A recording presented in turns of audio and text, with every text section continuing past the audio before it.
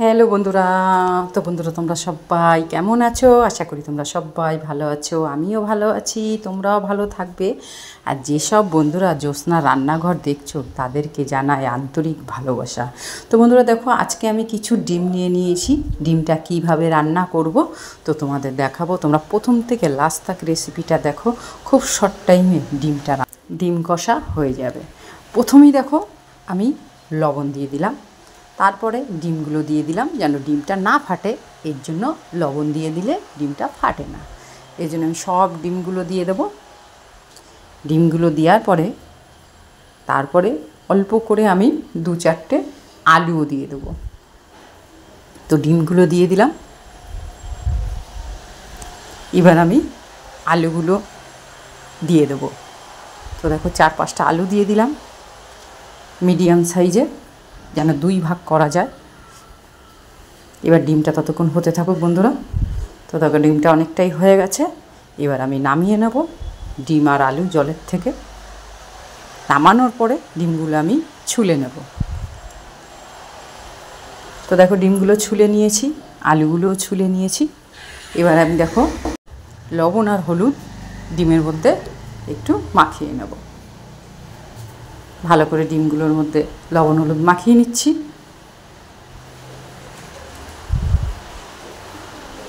এইবার দেখো আমি পেঁয়াজ, রসুন আর লঙ্কা কেটে নিয়েছি।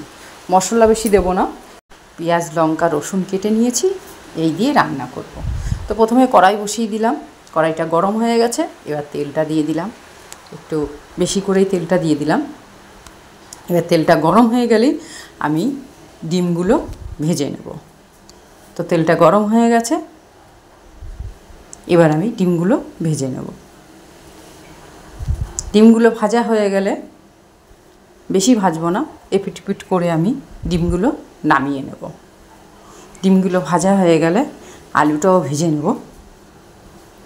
তো দেখো ডিমগুলো ভাজা হয়ে গেছে, এবার আলুগুলো দিয়ে দিয়েছি।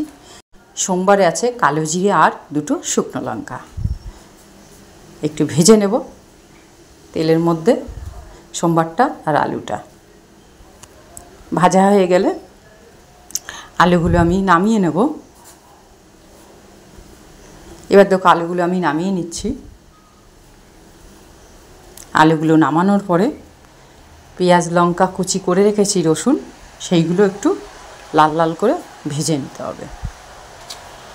এবার একটু নেড়ে নিচ্ছি। শুকনো লঙ্কাটা একটু কালো কালো হয়ে গেলেই আমি সোমবারটা, পেঁয়াজটা আমি দিয়ে দেবো। ততক্ষণ একটু নেড়ে নিচ্ছি। তো বন্ধুরা এইভাবে যদি বাড়িতে ডিমের কষা করো, খেতে কিন্তু খুবই সুন্দর, অল্প মশলায়, আর খেতেও খুব ভালো। তো যাই হোক বন্ধুরা, এইবার দেখো পেঁয়াজ, লঙ্কা, রসুনটা কেটেছি সেটা দিয়ে দিলাম। দিয়ে এবার এটা লাল লাল করে একটু ভেজে নিতে হবে তেলের পরে। এবার একটু লবণ হলুদ দিয়ে দেব, একটু লবণও দিয়ে দিলাম। দিয়ে এবার একটু ভেজে নেব লাল লাল করে। বারে বারে একটু নেড়ে দিতে হবে যেন কড়াইতে না লাগে।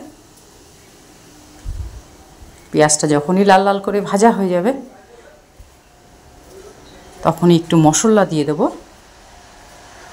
এবার দেখো অনেকটাই লাল লাল হয়ে গেছে, ভালো করে একটু নেড়ে দিতে হবে বারে বারে।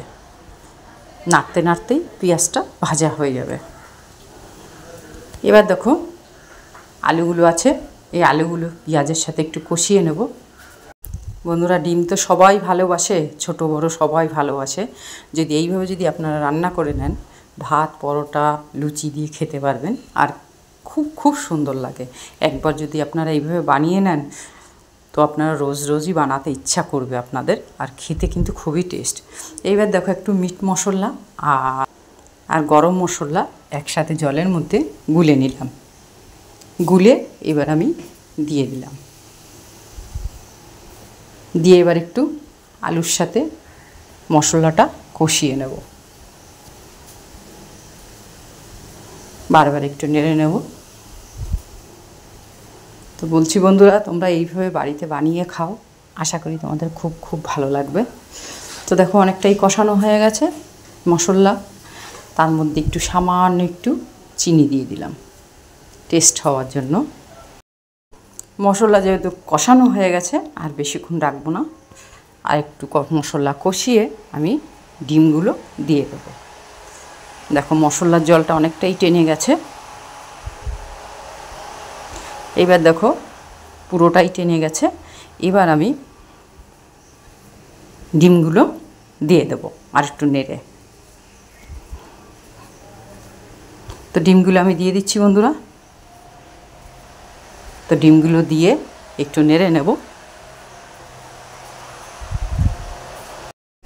ডিমটাতে আর জল দেব না, এই মশলার মধ্যেই কষিয়ে নেব ডিমটা, আর বেশিক্ষণ রাখবো না। বারে বারে একটু নেড়ে দিতে হবে। তো বন্ধুরা দেখো গ্যাসটা একদমই স্লো করে দিয়েছি। এই দেখো ডিমের কষা হয়ে গেছে, এই দেখো। তো বন্ধুরা খেতে কিন্তু খুবই সুন্দর, তোমরা একবার বাড়িতে রান্না করে ট্রাই করে দেখো। তো বন্ধুরা আর বেশিক্ষণ রাখবো না, গ্যাসটা স্লো করে দিয়েছি।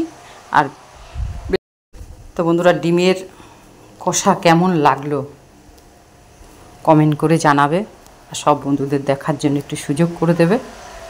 আর বন্ধুরা বেশিক্ষণ রাখবো না, আমি এবার দেখো গ্যাসটা নিভিয়ে দিয়েছি। দেখো কালারটাও কত সুন্দর এসছে।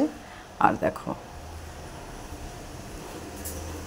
তো বন্ধুরা আজকে আমি এখানেই রাখবো, কালকে আবার তোমাদের সামনে আসবো। তোমরা সবাই ভালো থাকবে, সুস্থ থাকবে। তো বন্ধুরা রাখছি।